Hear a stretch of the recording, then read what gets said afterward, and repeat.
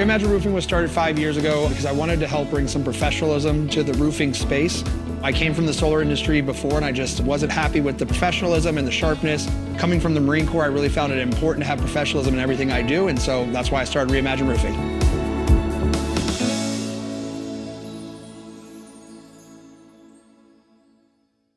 But let's dive into things. Kody, before we jump in, can you introduce yourself in 60 seconds or less? Tell everybody about your experience and what you do. Yep, my name's Kody. I'm founder and CEO of Reimagine Roofing, which is a multi-state roofing and solar company. We operate in 10 states nationwide. Prior to that, I built solar sales teams all across the Southwest. And then prior to that, I went to ASU and got a degree in sustainability. So I've been in the solar space over 10 years now.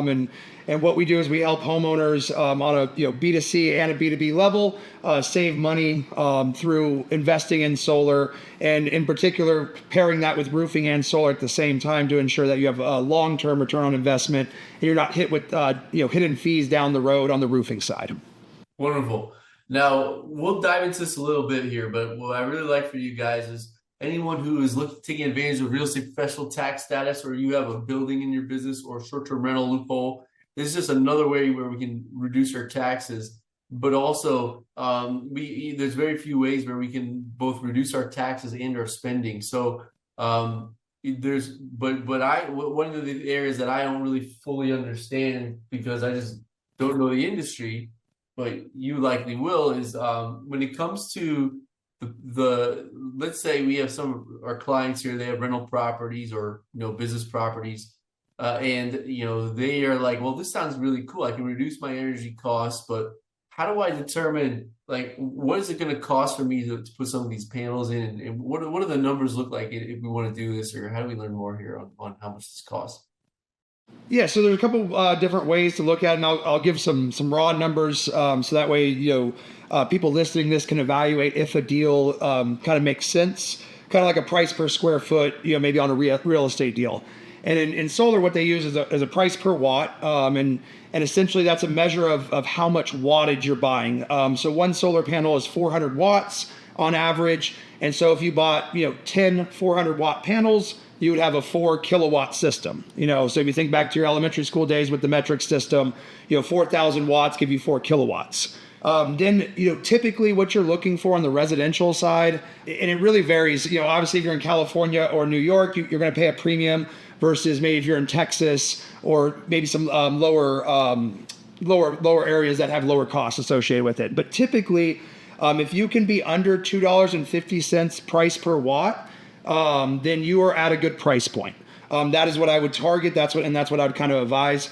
Sometimes you'll get up into the 280, 290, and it could be worth that if it's in the right area, the right market, or with the right contractor. At the end of the day, you're making a 20 or a 25-year investment. So I do really encourage homeowners not to go with the lowest bid option, because this is such a large time horizon. Investing an extra $1,000 or $2,000 into a system will be worth it to not have the headaches down the road. Overall, all-in cost is going to really be tied to your electricity usage. So if you're if you're a small residential house and your average bill is maybe, let's say, $150, $200 a month, averaged out throughout the year, your upfront investment, if you paid cash for it, might be somewhere like $20,000 to $25,000. Typically on a cash payment, when you factor in the tax credit, and before you do what you would advise, Mark, on some of the depreciation and some of the outlying stuff, you're looking at about a 6 to 7 year ROI, and sometimes as low as 5 years, depending on your market. Hey, one thing I want to point out here is, because we do have some folks that maybe syndicate and sell and exit, you want to hold the panel for at least 5 years, or else you're going to have a recapture of the tax credit. So, this has to be at least somewhat, you got to factor that into the equation here. But another really cool thing here is if you are looking at the economics, especially for you guys with multifamilies, where the valuation is driven based on ROI, if your your costs are going down, it's going to look more favorable on that overall ROI, and it increases the valuation of the property, may allow you to refinance at a higher amount or even sell at a greater profit down the road, which is really cool. Let's get a little more into the numbers here. So, when you said a 5 to 6 year ROI, can you tell me a little more about what that means? Yeah. So if let's say you take an average system, and we say it's going to be about 25 to 30,000. We'll use 25,000 to start, and let's say that's going to replace on average maybe a $200 electricity bill for some easy math. On that 25,000, you'd get your initial 30% tax credit. So your actual investment cost, once you net that out, is let's call it 18,000. So if you're getting $200 a month offset that now you're no longer paying to the electricity company, that's $2,400 a year. And you do the math on that, and if you price in a little bit of inflation as the prices increase, you're looking at somewhere in that 6 to 7 range. One of the other ways you can look at solar is on a monthly ROI, where a lot of people will buy solar financed. And then what you're looking at, let's say it's on a residential home, then we'll talk about commercial. But let's say same scenario on a maybe one of your rentals, you can finance that solar over 20 years. Interest rates usually are about 1% over the 30-year fixed mortgage. So right now, like our interest rates are 20-year 7.99. So pretty competitive rates, pretty cheap money, no funding fees, no kind of bank fees on that. So in that scenario, you're paying $200 a month right now, and with the solar loan, your monthly payment may drop to $170. And so now you're getting instant day one ROI of $30 a month savings, but also every time you make a payment, just like on a mortgage, you're paying down an asset instead of a liability now. So you have day one savings in addition to eventually paying off that just like you are on a mortgage. Right. And then so let's say we buy this panel for $25,000.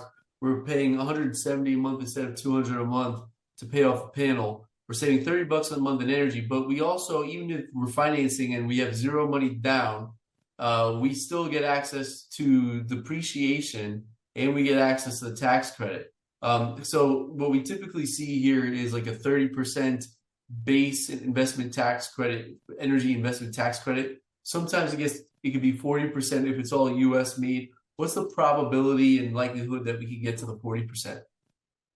Definitely possible if you're educated. If they've worked with someone like you that says, hey, here's what you need to do, and you go to your installer and say, hey, here's what I want. It's definitely possible. Okay, very cool. Now, for some of you guys, this can even get better. You can get up to 60% for a tax credit if you do low income housing. And also if you do it in something called an energy community. Although this is unlikely, there are all these different features where for some of you guys, I mean, this could be insane for some of you guys. Like if you do have these attributes where you're investing, where an energy community is an area that's maybe impacted by natural gas and coal, or has relied on a certain percentage of their income from there. Not a whole lot of it, but low-income housing is going to be more likely. And then you also have low-income housing tax credits, all these other cool things out there. So for the right people here, this could be some really exciting stuff here. And then especially if you're a developer and you're developing stuff, there's a whole other world of tax credits out there that we're not going to have time to dive into. There's just a lot of hidden opportunities there in the world of tax credits. So if we were to finance this over 25 years, is there an initial down payment, or you just start with your monthly? Yep, no initial down payment in most of the loans. It's really just you would just start with a lower monthly payment. So that's what's the beauty of that. It's day one ROI. It's like, hey, I'm saving $30 a month today. But what in that model, what you're more focused on is protection against inflation. If you look nationally, energy inflation has outpaced regular inflation, and we've obviously felt regular inflation. But if you look at some of the numbers, I mean, there's areas in Nevada that have seen a 100% increase over the last 3 years. Same thing with Connecticut. Florida's up over 30% after the hurricanes. Anytime you have like wildfires, natural disasters, it sends up insurance rates, but it also sends up electricity rates. So what it does is it locks in your monthly payment at $170 for the next 20 or 25 years. So, analogy I always give people is it's like if you could lock in the gas price at $3 a gallon today. If you could do that, it'd be a no-brainer because in 10 years it's probably going to be $5 or $6. And so while you get some of immediate day one ROI, it's really about that protection against inflation over the next, whether you hold the asset for 5 years or 25 years.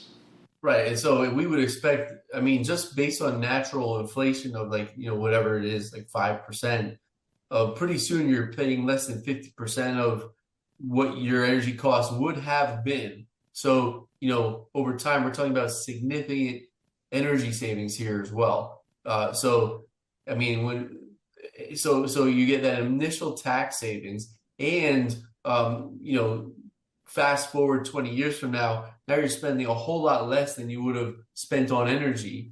And as you just do these monthly payments, and it's very liquidity friendly as well, because you're financing it, but you get the immediate tax benefits. And another big thing that, I'm based out of Phoenix, and we have a lot of people coming from California here. And what we're seeing in the rental market is a lot of people are advertising as their rental as a fixed rate monthly. So they get solar, they're paying $180 a month. They tell the homeowner, hey, we'll lock your electricity bill. It's just $250 a month every single month. And you just pay that directly to us and we'll pay the electricity bill. So that makes their rental more attractive when here in Phoenix, our electricity bills in the summer are $600. In the winter, yeah, they're $100. But, if I'm kind of in a paycheck to paycheck kind of family, I would much rather have just a fixed rate electricity bill. And so it adds some value, on the rental side of things while getting a little bit of guaranteed ROI if you go that route. Well, wonderful. So not only that, so now if we are landlords, we can actually add an additional revenue stream here that's going to be advantageous to our tenants. So there's so many different ways that this can be helpful here. Now, can you tell me about the maintenance of the panels and over the course of 25 years, what do we do here to make sure that these panels are functioning and doing what we hope them to do? Yeah, and that's one of the best parts about solar. As long as you pick the right brands, which I really advise, the key thing to make sure of is that they have a 25-year workmanship warranty and material warranty with the brand. The panels, there's tons of really high quality panels, but on the inverter side, there's really only a couple brands, and the recommendation I have there is Enphase, just because of the staying power and the low failure rate. But the beautiful thing about solar is there's no moving parts.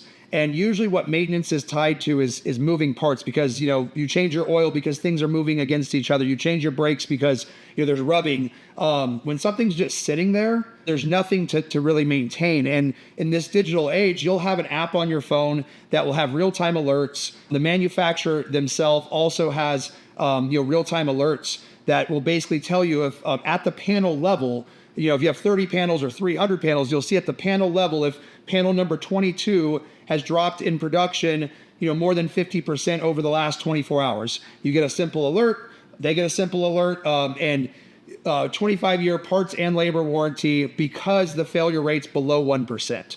And so in regards to maintenance, maybe after a big dust storm like when we have here in Phoenix, some of the commercial solar farms will clean them because 2% degradation at scale matters. But if you're talking about 30, 40, 50 panels, there's no need to even clean the panels at that point, because it's just so minuscule. Next time it rains, they'll just wash it off. But because there's no moving parts, the maintenance is very low. And 9 times out of 10, if there is an error, all we do is hit a button that says reset inverter. And it's just like turning off your computer and turning it back on. It just literally restarts the inverter, which is the brains of the system. And what Enphase does is micro inverters. So every single panel, you'll have 30 panels, 30 inverters, 50 panels, 50 inverters. And so each panel has its own individual brain. And so you can just restart that computer 100% from your phone, and 9 times out of 10 that solves it. The one time that it doesn't, like for example with us, we do free service calls because Enphase reimburses us.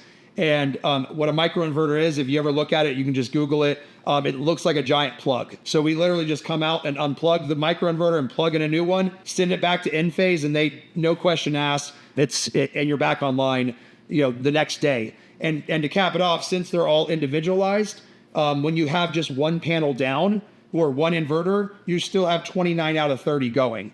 So if you have one panel down for 3 days, you're losing less than 1% over the course of the whole month. So it's very, very segmented out that you're not going to have all 30 fail at one time. So your risk factor there is much lower as well. Oh, beautiful, beautiful.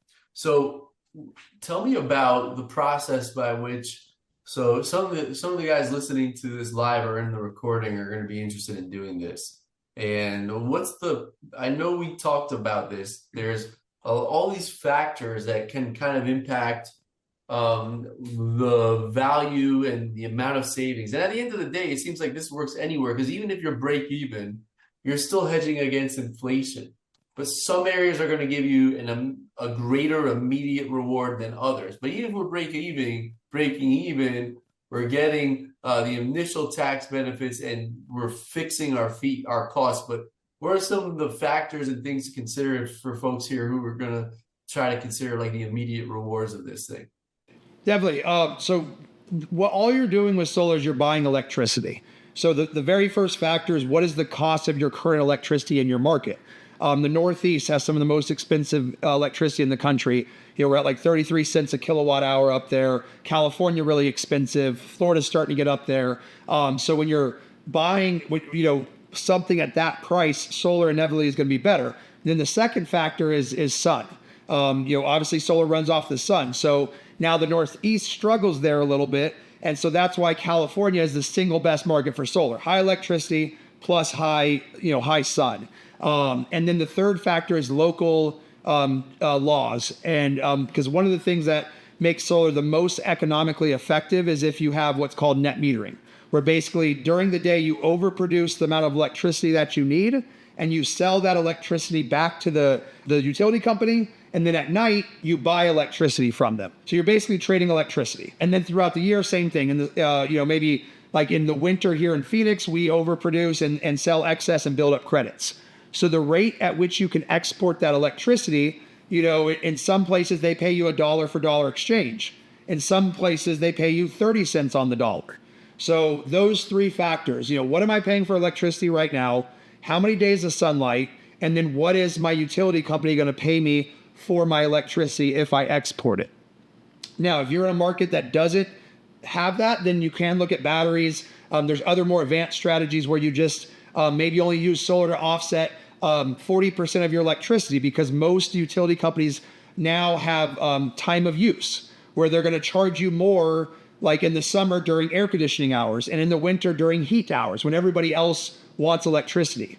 So if you can have a solar system like in Phoenix that produces really well during summer and offsets my electricity usage during expensive times, you can see an outsized return on that. So that's different names for that: demand shaving, time of use solar. And so it really depends on your local jurisdictions, what they're paying for that electricity, and then the days of sun. And I think you told me that even in Pennsylvania, as far north as Pennsylvania, because of the energy costs in Pennsylvania, it still makes sense. Like a lot of folks, even in the Northeast, they're still doing it. Oh yeah, Massachusetts is one of Pennsylvania, New Jersey, Massachusetts, because electricity is just so expensive up there. For example, it's over 30 cents. And just Pennsylvania went up 30% last year in a single new bill from the governor that he approved the 30% increase. So I mean that's massive. But over 30 cents in the Northeast, like here in Arizona, we're at about 16 cents. So they're almost twice as more expensive. So if they get half as much sun than me, we're basically a wash. And so that's kind of, when you have such expensive electricity, it doesn't matter that, for 3 months you don't get any sun. It's the cost of electricity, because that's at the end of the day what you're buying, and what you're offsetting is that, that liability. Beautiful. And also, I forgot to mention, and we do have a couple of Californians in the audience who are feeling the challenges of being in California, whether it be the high taxation or all the other things. And not only can we see the benefits of fixing the energy on our rental properties and our business properties, but also on our personal residence.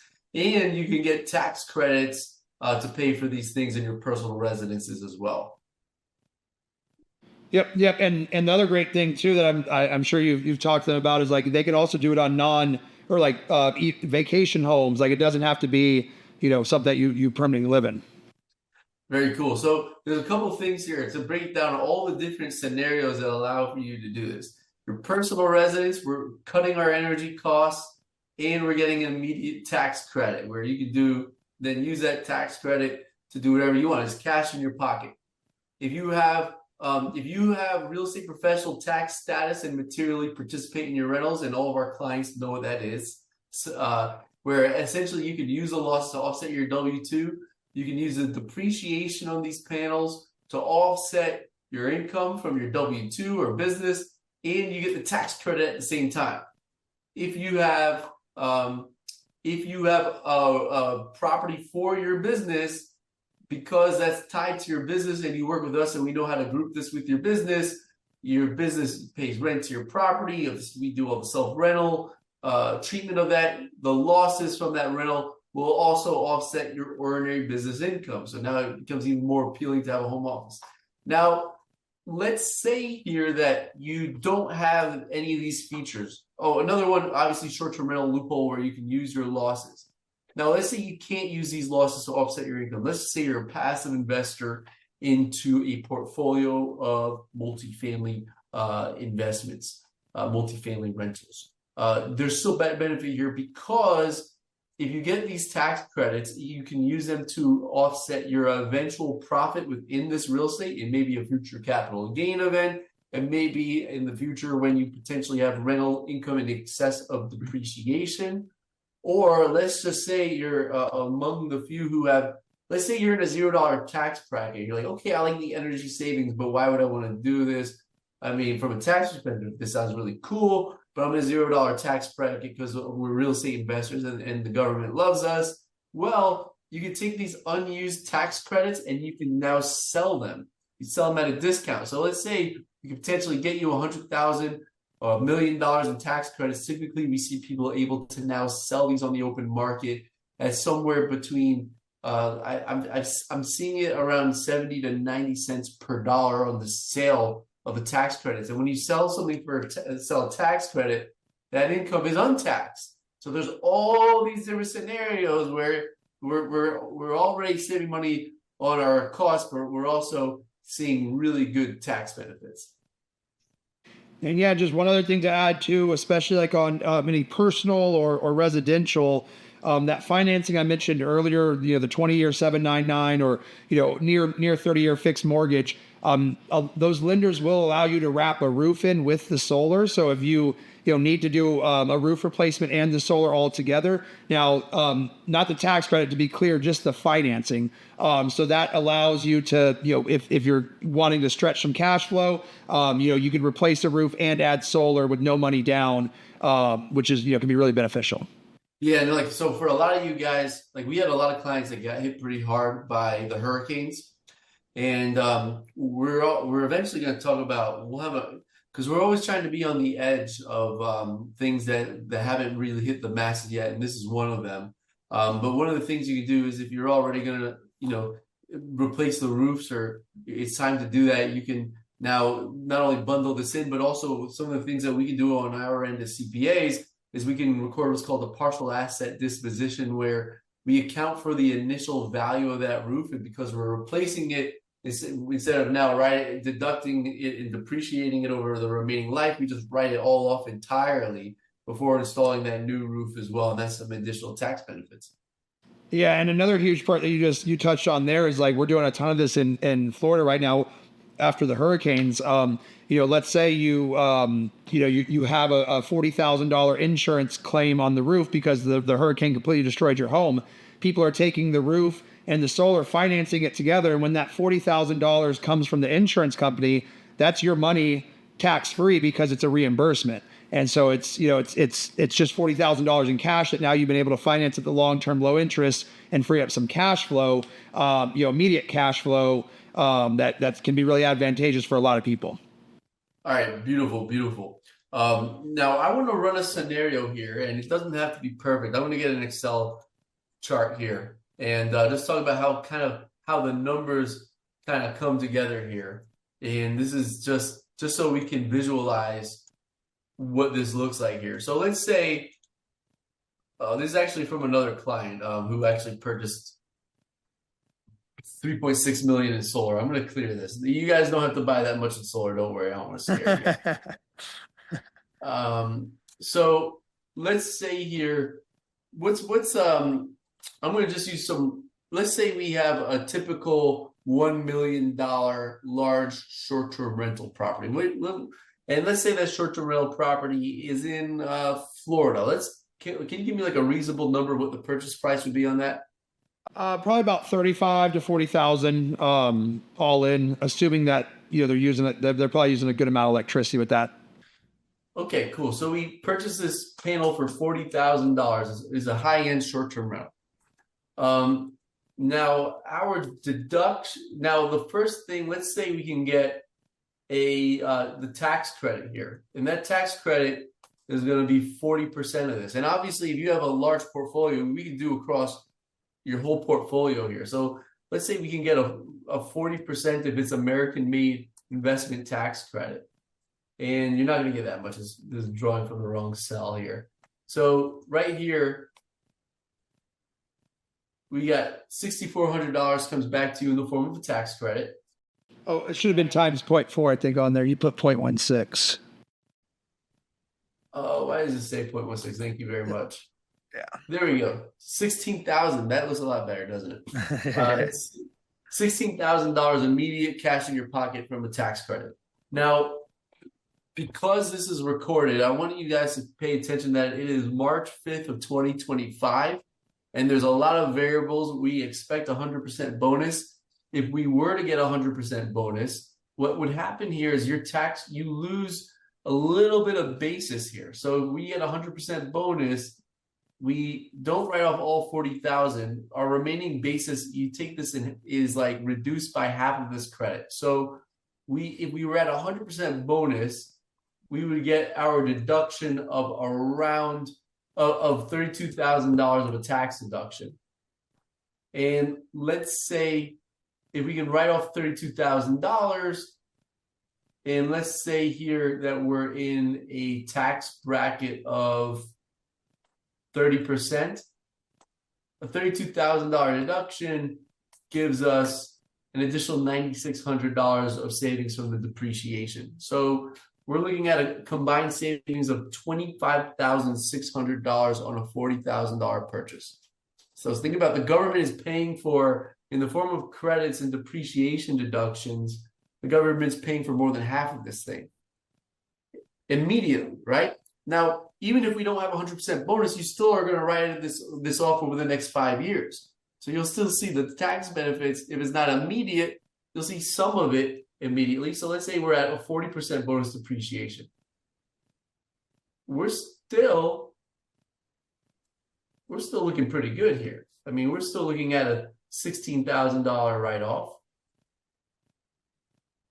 And we're still saving $20,000.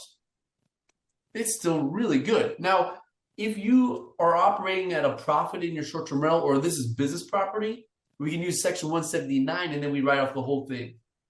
So we can get back to that 100%, just like 100% bonus.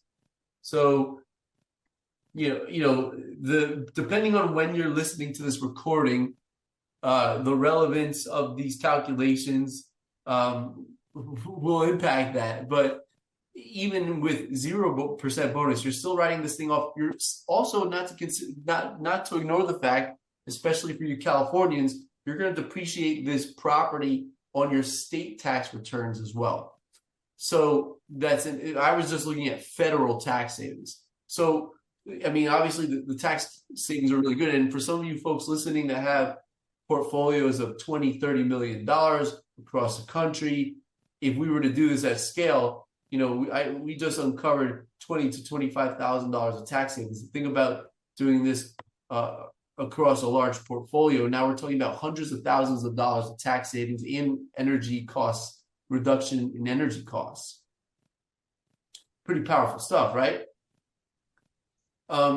So this stuff is pretty good. Now, we have a lot of questions in the chat. Before we go into them, though, Kody, can you tell our audience on what's the process of getting started in this? If they wanted to work with you, and what's the process of actually getting in, purchasing? How long does it take to get these panels up and running? Yeah. So it really depends on the complexity of the project as like any construction project would.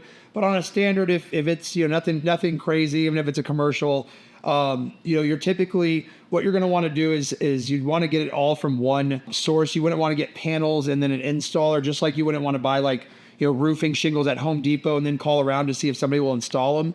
The only people that will kind of do piecework like that is going to be your lower end subcontractors. I'll give you the contact info that you can pass on to them. If I'm in their region, I can definitely help them out with a quote.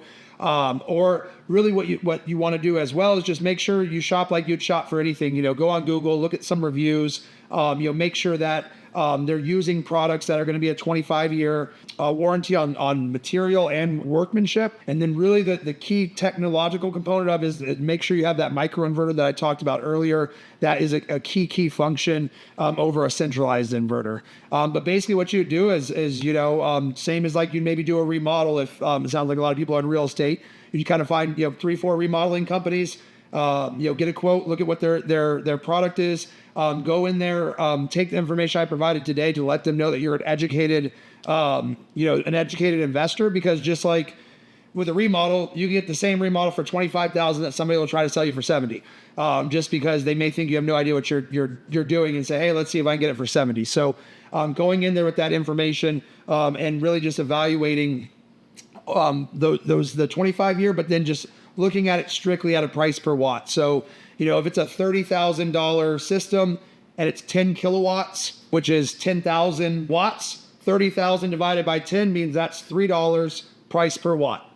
So that's all you have to do is, if it's 25,000, 10 kilowatt system, that's $25,000, 10,000 watts, 25,000 divided by 10,000 equals $2.50 price per watt. So just like you'd bid something price per square foot for flooring, you want to focus on that price per watt. Everything else doesn't really matter. There's some like 450 watt panels. There's some 300 watt panels. But at the end of the day, it's a price per watt that you want to focus on. So, if we're in the area, I'm more than happy to get you a quote. It's really simple. The technology is super simple these days in the sense of you basically take your electricity bill, which will show you all your usage, put that number in, and then we use satellite models with Google that's tied in with the number of days of sunlight, and then we can easily model out that shows different levels. If you say, hey, we had one person staying in this home last year and now it's going to be 4. Okay, maybe you want to add an extra 10% or 20% buffer on there, and we can do that with the models. But that's the process you'd want to go through, and that's what you'd want to really focus on as a number on the price per watt side. Beautiful. So let's go into some of these questions now. Low income community. So there's the low income housing credit. So Ryan asked, can you define low income community? I don't remember the specifics of this just because it hasn't been applicable to the clients that we attract. But based on to get the low income housing tax credits, it is related to the average income and a portion of that amount being below poverty. I'll probably contact you separately with some more specifics on that. It's just not on the top of my head on that one, just because we don't get to see it very much. We got another question from Arati Sharma. Depreciation is available only on commercial property, not on residential or personal usage.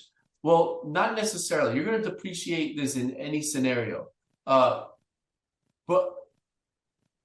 But right, so if it's your residential property where you live, you're not going to write it off. Unless you want to take the stance that the portion of your panel that's powering your home office, you can write off that, and you can kind of group that into your home office. If you want to do that additional calculation, some of you folks may find it's immaterial and not worth that effort, but you could attribute some of this panel to your home office and depreciate some of this.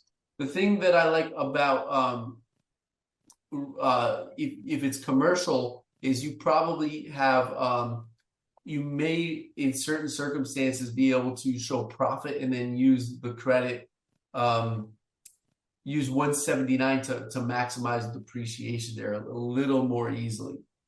Natalie Lewis says, can you go over the process? Do we buy the solar panels separately from another company and you install them? So can you fill us in a little more on the process here? I saw that come across earlier, so I kind of answered it.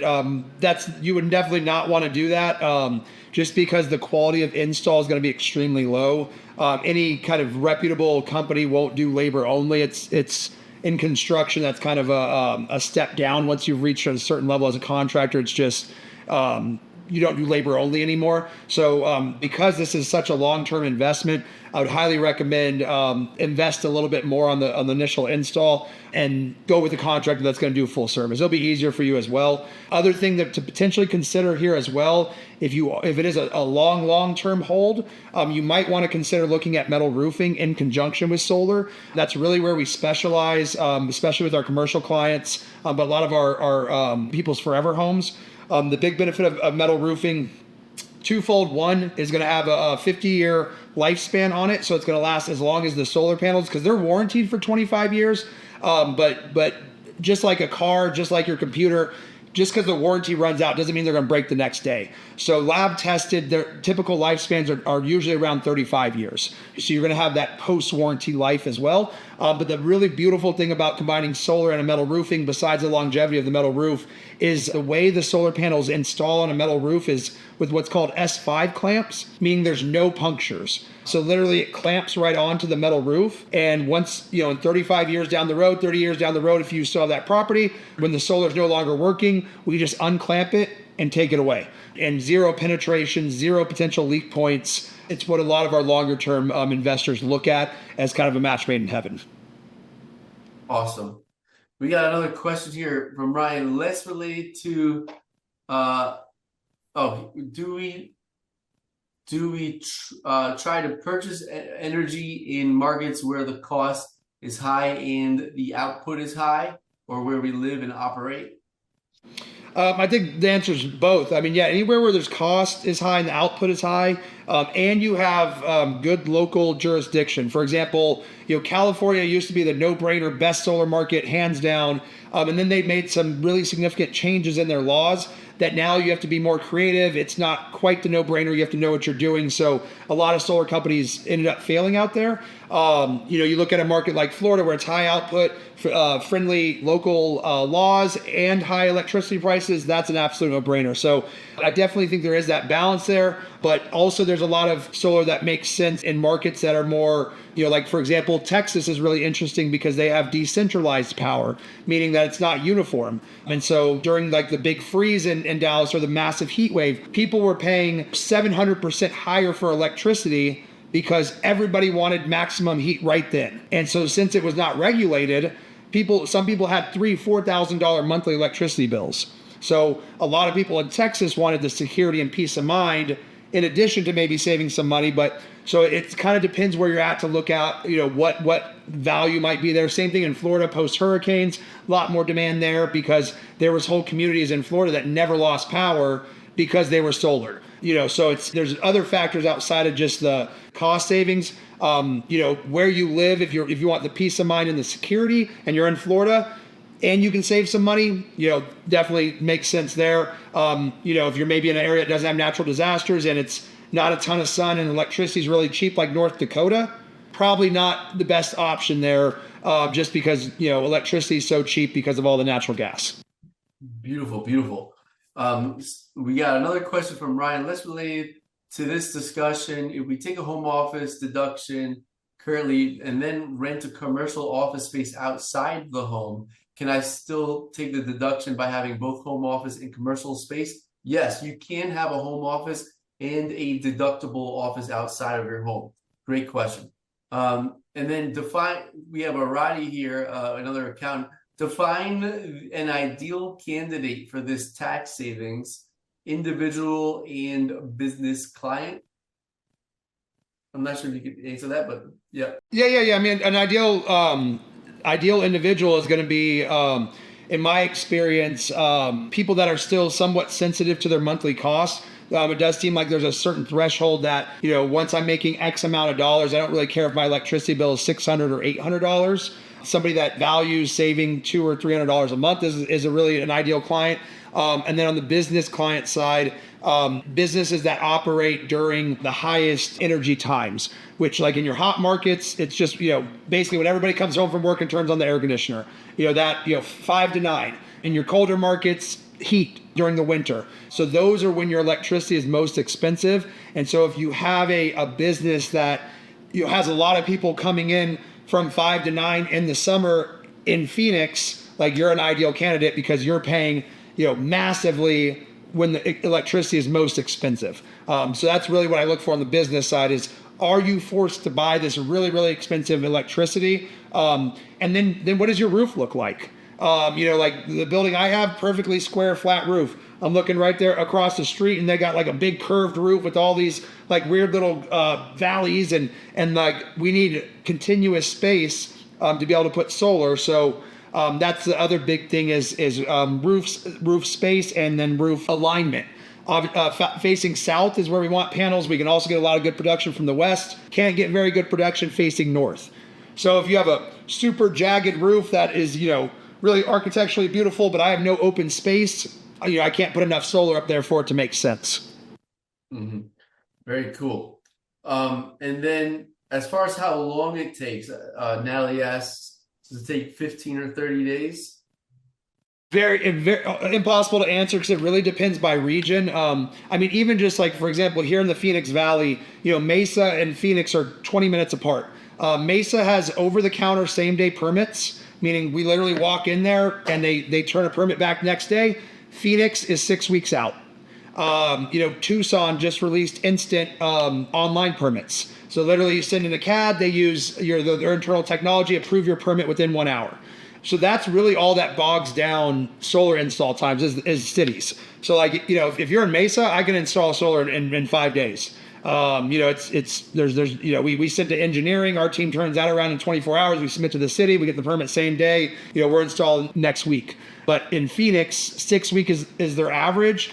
If you throw in any type of holidays, or if, Bobbyette permitting is out sick for a week, there's in a lot of jurisdictions, there's like 1 or 2 people there. And if that person breaks their leg or, goes to Italy for a week, you can go from 6 weeks to 12 weeks overnight. So very, very difficult, but it's really all up to the city, the contractor can make sure they submit the right paperwork the first time to speed it up. There's definitely contractors that it can go, way longer than it should. But for example, another place like Miami and Broward County, because of the hurricanes, we're looking at least 16 weeks on a good run, sometimes 24 weeks, just because it's hurricane territory. They want to look at every single thing, and it's just the process in Broward County. Gotcha. Some other questions here. I'm going to handle some of these. Is it possible to invest in solar farms as opposed to properties we own? Absolutely. So we did Ryan, you can shoot me an email, Mark at Prosperl CPA.com, or just wherever you found this. We did a workshop, or part 1 of this workshop, we talked about purchasing solar panels to be rented out to third parties. And there are huge benefits. We had one client, he essentially purchased 3 million in panels. He invested $1 million, and he pretty much turned $1.2 million into $2 million in year one from it.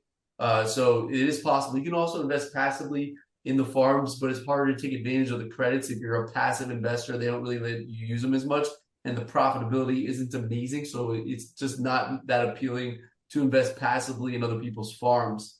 Roddy asks, I have heard people saying you can carry back a tax credit 3 years. Is that truly the case? Yes, you can carry it back 3 years, but what's going to happen is first you're going to offset up to you can typically offset up to 75% of your first year taxes if it's over 25,000 before it starts carrying back against prior years. So that's going to be more applicable if you're doing things on a larger scale in here with the credits. And then with Natalie is, who is the bank that you provide for financing? The loan gets recorded and goes on title, correct? Not always. So some lenders, it is a secured loan, some are unsecured. So it just depends on the lender. What I really recommend is to work with a credit union as opposed to a bank, because you typically get slightly better interest rates.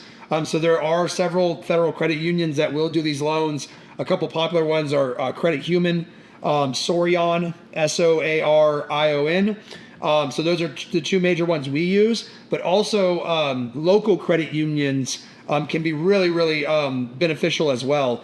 We picked up a whole 1.5%. We have a 20-year 649, but it's only offered in Phoenix, like in like these 60 zip codes that the local credit union serves. And their investors said, hey, we want to get more green credits in these low income zip codes or whatever their criteria is. So if you're working regionally, you're doing just a city, I would highly encourage you to start at the local credit union level, because a lot of times they have some, investor directive or some goals, like we want to, do $2 million of green investing or green lending, and you can get some really, really good specialty rates on there. But if not, then go to a federal credit union, and then you can go to banks after that.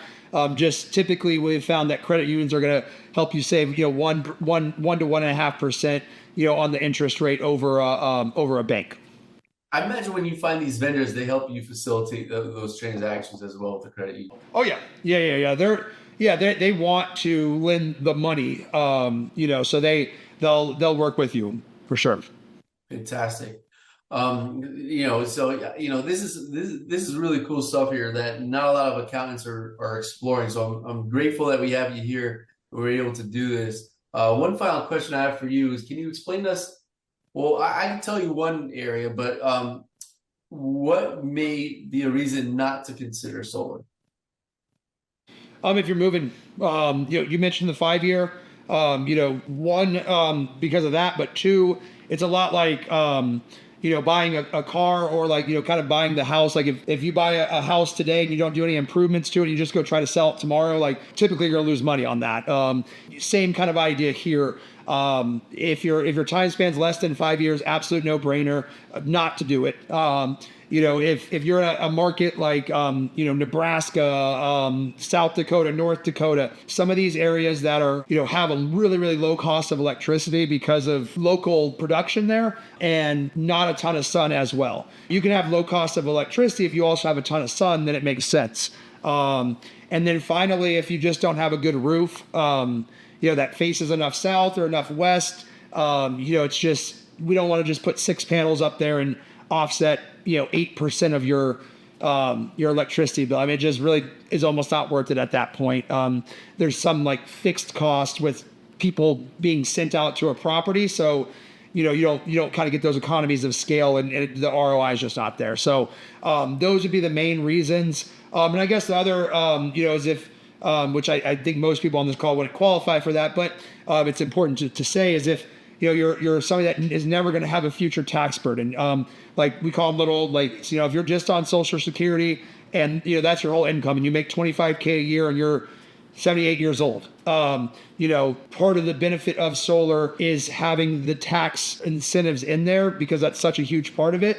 So if your grandma is just living in a little small house and, has her $80 electricity bill, like those people don't qualify either, in my opinion. I really think you want to have at least like $125 a month electricity bill, because again, same idea. If you got a $60 electricity bill, like we're not saving enough money to kind of cover the fixed cost and et cetera. So over $125 electricity bill, some tax liability at some point in the future, like you're going to pay taxes somewhere somehow, and you want to offset that. And then a long enough time horizon, more than 5 years, so you keep the tax, and then you also pay enough of the equity in to have that return on investment there. Wonderful. Okay, great. So, I would say that of all of our guests, this is probably one of the most inquisitive. This is probably one of the most inquisitive audiences we've had for our guest speakers here. We got one more. Our HOA does not allow these home improvements of solar panels. How do you get around that? That's a good question.